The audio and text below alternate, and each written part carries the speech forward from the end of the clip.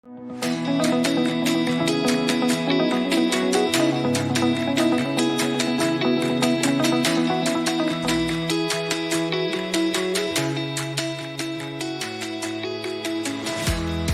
Vivi! Kumusta? Pwede bang malaman yung full name mo and how long have you been here in Glasgow? My name is Lily Balongay. Dumating ako dito in 2020. That's the peak of pandemic. So yun, nabigyan kami ng blessing from God. So ginab namin yung opportunity na to na mapunta dito. How's your work dito sa Glasgow? So hindi ka naman nai-stress sa trabaho mo? Sometimes, kasi we've been dealing with patients, yung mga concerns nila, yung mga medical histories nila. How do you cope with that? Magbabanding kami every weekend. We make sure na lalabas kami every weekend. Aside sa work-related stress, yung may malungkot dito, away from family, kasi kami lang. MX3 capsule, ano yung naging effect sa health mo? Nagpa-check ako sa doctor kasi nga nag-worry ako may lump ako dito. Pero hindi naman siya nothing serious. So nalaman ng family ko sa Pilipinas, pinadalhan niya ako sa Dubai, which is okay naman, naging okay. So naging ko na siya, yung parang nakasanayan na every time, lalo pag umuwi ako ng Pilipinas, I make sure na may dala kasi gusto ko yung husband ko uminom din. Ako yung tao na talagang i-invest more doon sa mga health supplements. MX3, dito ako believe.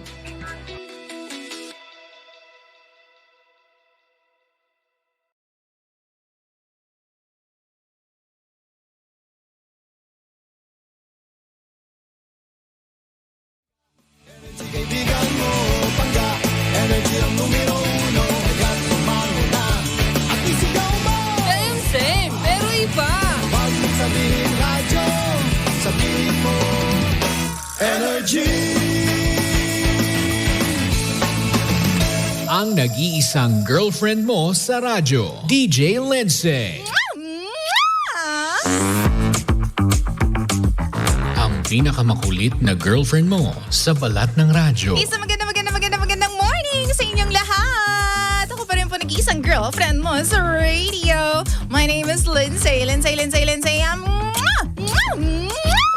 Makulit pero may puso, handang makinig sa mga kwento mo. Alam mo, feeling ko kailangan mo na siyang iwan kasi it doesn't make sense. Ang kwento sa lihim ng liham. Mahal kong Lindsay. Ako nga po pala si Arnie. DJ Lindsay, gusto ko lang pong i-share itong kwento ng love life ko. DJ, masaya naman ako sa 3 years na relationship ko with my boyfriend. Minsan nagkakainisan, pero never kaming nag-away ng matindi. Halos wala nang ang away eh. Feeling ko yung 3 years na yun, kung babalikan ko, pakiramdam ko napaka-boring ng relationship namin. Siguro dahil parang naging routine na lamang lahat ng ginagawa naming dalawa. Minsan nga kapag nandyan na siya, nasasabi ko sa utak ko na eto na naman. Boring na naman ang buhay ko. Mauumay na naman ako sa mga gagawin namin. O kaya naman, alam ko na kung anong gagawin namin. Kasi wala namang bago. Nasabi ko na naman sa kanya yung mga issues ko na to. Oo lang siya ng oo. Pero wala pa rin nagbabago. Wala pa rin sinusubukan na kakaiba. Kung ano po yung routine namin since day 1, ganun pa rin after 3 years. Kaya nasasabi ko sa sarili ko na hindi ko na siya nakikita sa future ko. Napapag-usapan namin yung kasal pero alam ko naman na usap lang yun. Malayo sa katotohanan. Hindi ko nga alam kung susundin ko ba yung ganitong nararamdaman ko. O baka naman kailangan ko lang alisin yung feeling na to sa puso ko. Kasi baka nag-iinarte lang ako.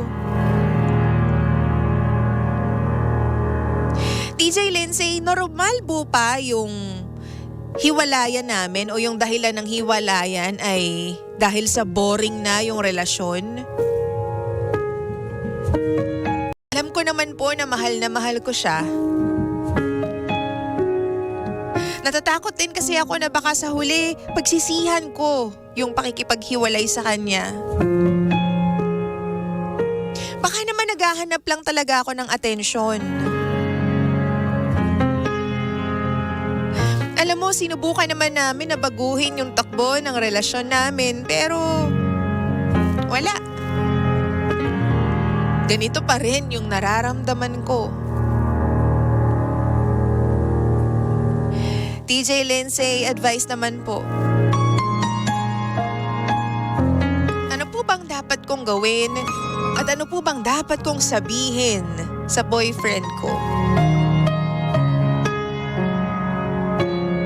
Mahal ko po siya. Pero bored na po ako sa relasyon namin. Muli, ako si Arnie. At ito ang lihim ng aking liham.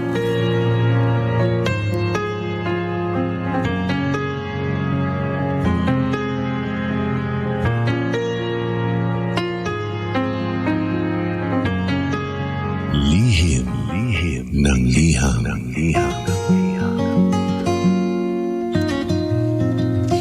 Same, pero iba!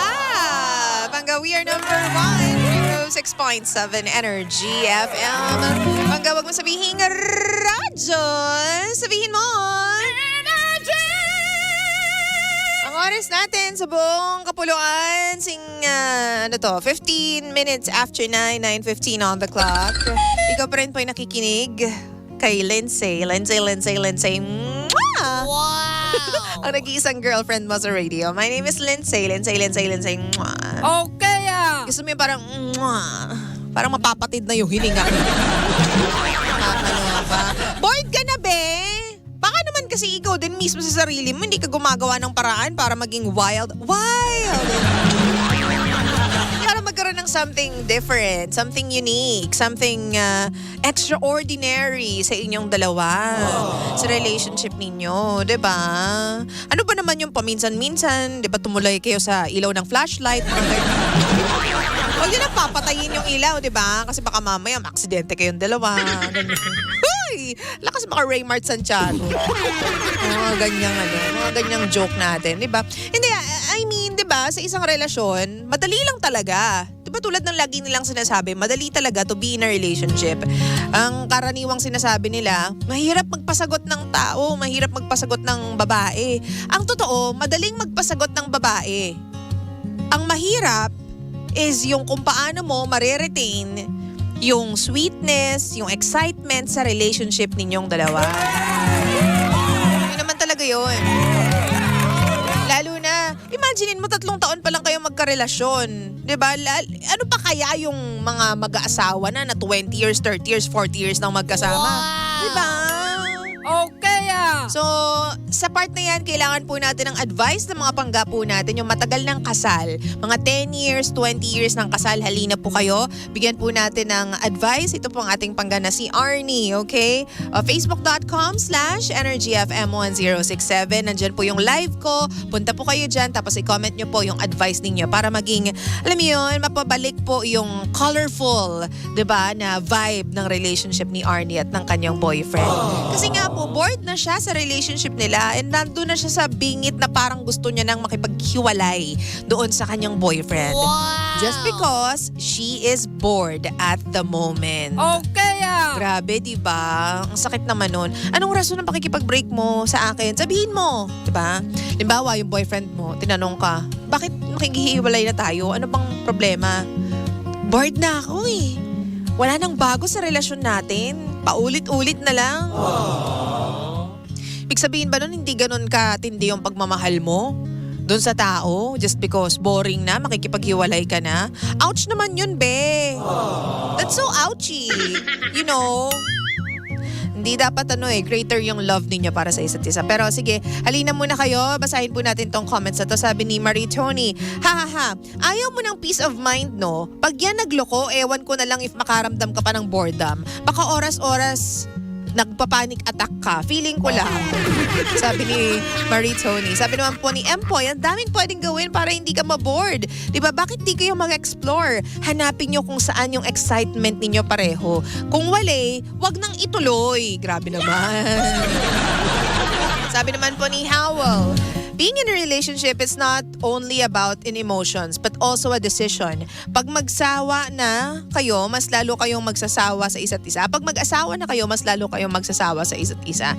Diba? Dapat ang mindset, bumuo ng pamilya, hindi lang sa puro kilig umiikot ang relationship. Dapat magkasama sa lahat ng sitwasyon. Immature ka pa siguro. Kaya yan yung dahilan ng pakikipaghiwalay mo sa kanya. Diba?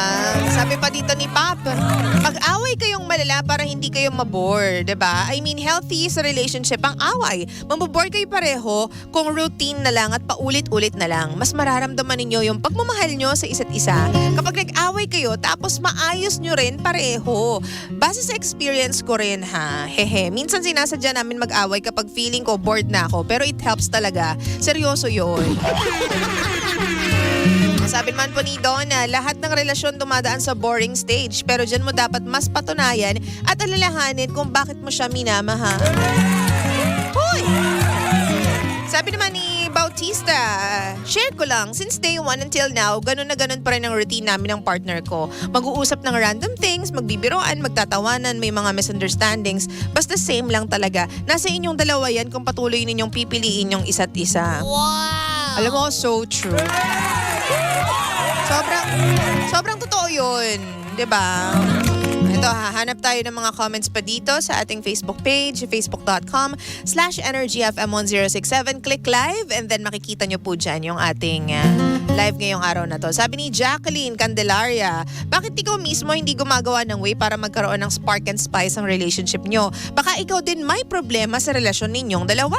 3 years pa lang kayo, bored ka na. So means, paano pagkasal na kayo? Hindi na kayo aabot sa forever? True. Sabi naman ni Choyams, makipaghiwalay ka na lang. Ang arte mo kasi. Dapat kung boring na, gawan nyo ng paraan para umayos ang relasyon. Maarte ka lang talaga. Sabi naman ni Angelo Campos, Arnie, yayain mo siyang gumala para hindi kayo maboring. Sabi naman ni MJ Gungon, 12 years kami magjowa ng asawa ko bago kami nagpakasal. Never felt bored being with her. We do routinary things but never get bored. Wow! Totoo naman. Sabi naman ni Alan Ignacio, simple lang, piliin mo yung taong pipiliin ka sa araw-araw. Kasi ang pagmamahal, nagfi-fade yan. Pero kung pinipili mo siya araw-araw, worth it yon. Welcome back to me. Hoy! Talaga? Oo nga, ngayon ko lang ulit nakita yung pangalan mo, ha. Sabi naman ni Ablaza, mag-inuman at mag-swimming kayo sa baha para di kayo mabor. Hoy! Sa baha talaga. Sabi naman ni Karen, naku, baka may iba ka na, ate girl. Ay. Okay Baka naman kaya ka nabobore kay kuya kasi may iba nang nagpapakilig sa'yo. Baka naman kaya ka nawawala ng gana kay kuya kasi may ibang nagpapainit sa'yo. Hoy, wag naman sana ganun, ha. Usap-usapan lang natin pagiging bored sa relationship, hindi yung may iba. Aha. Sabi naman ni MJ, baka boring ka din, ate girl, kaya tinatamad din si Guy. Chad de la Cruz, try nila magmotor tapos doon sila panay lubak para hindi boring. Oo, may mga ganyan talagang daan dito, no? Minsan ang mahal-mahal ng toll, pero grabe yung daan. Kala mo hindi ka nagbabayad ng toll, ang mahal-mahal eh. Wow. Wala lang. Hello po sa inyo dyan. Okay Ay nako, alam mo, at the end of the day, nasa nasa pagpili yan ng taong makakasama mo. 'Di ba? Sabi nga nila ang relationship. Ito yung mga long-term relationship, yung tipong mga relationship to marry. Alam mo, hindi ka lang makikipagrelasyon dahil nakakakilig. Ano ba yan? Sabi sa inyo, medyo nauubusan ako ng hininga eh. Dahil nakakakilig lang ang isang relationship. 'Di ba? Kasi alam mo, ang mga relationships talagang nakakakilig yan sa umpisa. 'Di ba? 1 to 3 years, 1 to 3 years. Ay nako, excited pa lahat ng bagay. Wow! Talagang lahat, peak ng mga senses mo, nandyan yan. Pero after 4 years, mawawala na yan. Pero dahil lang basta hindi na nakakakilig ang isang relasyon at hindi na happy-happy, wala na rin pagmamahal? Makikipag-break ka na? Ano ba namang klase? Bakit ka nakipagrelasyon? O sana nakipag-friends ka na lang? Diba? Dapat nga piliin mo araw-araw yung taong mahal mo. Diba? Kaya yan yung rason kung bakit may mga pagkakataon na ayoko na masyadong chummy-chummy sa akin dati yung mga nanliligaw sa akin. Wow! Kasi ang daling magpanggap eh. Diba? Ibibigay ko sa'yo langit lupa, bibigyan ka ng ila-love bomb ka. Diba? Love bombing ang tawag doon. Yung lahat binibigay sa'yo. Tapos biglang after ilang buwan, after ilang taon, mawawala na. Diba? Dapat yung chill lang. Yung totoo lang tayo. Hindi yung nagpapanggap tayo na, di ba, mahal na mahal natin yung isa't isa. Sobrang nakakakilig tayo, ganyan. Wow! And to be fair naman, importante rin talaga yung consistency ng isa't isa sa bawat relasyon. Diba? Hindi yung sa una lang kayo malambing, sa una lang kayo caring, tapos kapag habang tumatagal, nawawala na rin. Sana nasusustain yung mga ganyan, yung consistent na pagiging malambing, pagiging caring, pagiging funny. Aminin nyo, minsan ng mga lalaki, nababawasan yung ganyan ninyo habang tumatagal. Kasi alam ninyo na dati dapat paghirapan ko siya, dapat mapasagot ko siya. Pero pag napasagot nyo na, nawawala na yung efforts. Diba? Pero ayun nga, ikaw din naman sa part mo, ate girl. Hindi mo naman pwedeng expect na si kuya lang yung gagawa ng paraan para hindi maging boring ang mga relasyon, di ba? Ang relasyon ninyong dalawa, lalong-lalo na. Gawa-gawa ka rin ng way, gawa-gawa ka rin ng strategy, be. Wow! Kaya in bed, di ba? Oh, di ba? Tutuloy ko ba tong adlib na okay ah. Mag-explore kayo. Mag-Catwoman ka. Batman siya. Diba? Mga ganyan. Hindi yung lagi na lang yun yung ginagawa ninyong dalawa. Well, if it works, then okay. Pero obviously, hindi nga nagwo-work yung mga routine ninyong dalawa eh. So, dapat may i-tweak kayo na kahit papano, diba? Kung dati-rati, lagi mo siyang pinaghahanda ng pagkain, kung yun na lang palagi yung hinahanda mo para sa kanya, ano ba naman yung, 'di ba? Mag-explore ka naman ng ibang putahe, 'di ba? Para ipagluto siya. Wow! O kaya magbakasyon kayong dalawa or alam mo, tutunan ko to kay Tirso Cruz III, yung artistang magaling na artista. Hi po. Ayan. Sabi ni Mr. Tirso Cruz III, importante sa kanilang marriage na meron kayong forced vacation na tinatawag. Kasi 'di ba nowadays ang mga tao, gusto nila lagi kayong magkasama di ba, ng karelasyon ninyo. Pero alam mo, yung forced vacation, yung sinasabing pilit na bakasyon, kailangan nyo ng mag-asawa, kailangan nyo ng magkakarelasyon para ma-miss nyo yung isa't isa. Wow! Mag-update kayo ilang-ilang beses lang. Pero, ang essence ng forced vacation is you have your own time. 'Di ba? Yung me time na wala yung partner mo, tas siguro sa loob ng isang buwan hindi kayo magkikita, tas para pag nagkita kayo talagang excited kayo to be with each other and to see each other once again.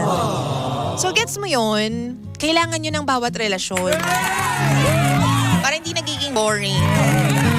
'Di ba? Forced vacation, doon naniniwala ako. Sabi dito, mag-anak ng madaming taon-taon tapos mag-alaga pa ng madaming aso. Ang saya niya. Hoy! O, sabi ni Arch, sounds like your relationship has plateaued. The two of you need to have a serious conversation kung paano nyo mabibigyan ng spark uli ang relationship ninyo. My wife and I have been married for 24 years and we continue to find ways to make our partnership interesting. Listening to 106.7 Energy FM while working OT sa clinic. Kaloka, Lunes na talaga. Feeling ko busy ka dyan ngayon. Busy-busyhan dyan si Arch. O, diba? So yun nga, forced vacation, naniniwala ako. Ayan si Arch. At saka yung misis niya, ilang taon na silang mag-asawa, 'di ba? Pero the last time na pumunta dito si Arch sa Pilipinas, ang dami niyang binili na skincare. Tapos sabi ko, ba't ang dami? Para sa misis niya raw. O 'di ba, away sila for how many months or for how many weeks. Tapos yun pa rin yung iniisip niya, yung misis niya pa rin. 'Di ba? Alam mo, ang point nito is that piliin mo yung taong gusto mong nakakasama araw-araw. Hindi yung gusto mo lang makasama kasi kinikilig ka sa kanya, kasi kilig will fade.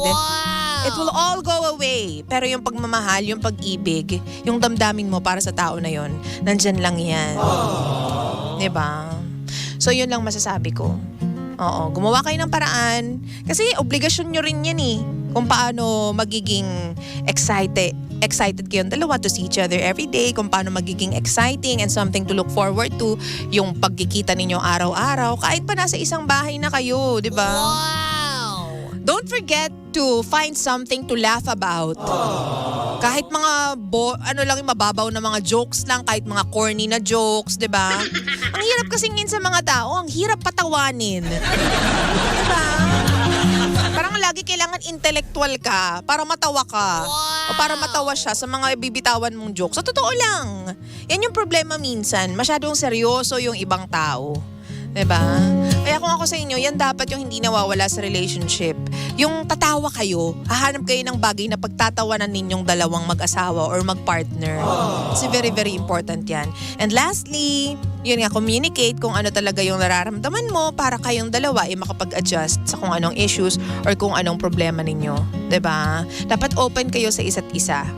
Kung hindi siya gumagawa ng paraan, ikaw yung gumawa ng paraan. And then be transparent about it. Sabihin mo, halimbawa, magbubuka ng travel. Magbubuka ko ng Boracay ha, kasi lagi na lang tayong nandito sa bahay. Oo, ang boring na dito sa bahay. Para naman may kakaiba. Wow! O yan. At saka naniniwala din ako, ang dami kong pinaniniwalaan ngayong araw na to ha. Okay. Nakakaloka. Sa pa yan yung mga travel, very important din yan. Para meron kayong something to look forward to. Meron kayong ina-anticipate na gagawin ninyo together. 'Di ba? Very important yan. Para sa akin lang naman. Kung may budget para sa mga travel, go. Mag-travel. Explore the world. Explore the Philippines. Ganyan. Para may iba kayong ginagawa. Wow! Hindi yung kayong dalawa na lang yung nag-explore sa isa't isa. Hoy! No! Kakaloka ka dyan. Anyways, 9:30 na po ng umaga, 30 minutos makalipas po ang alas 9 ng umaga. And ikaw pa rin po ay nakikinig sa number 106.7 Energy FM. Pangga, pag masabihing radyo, sabihin mo,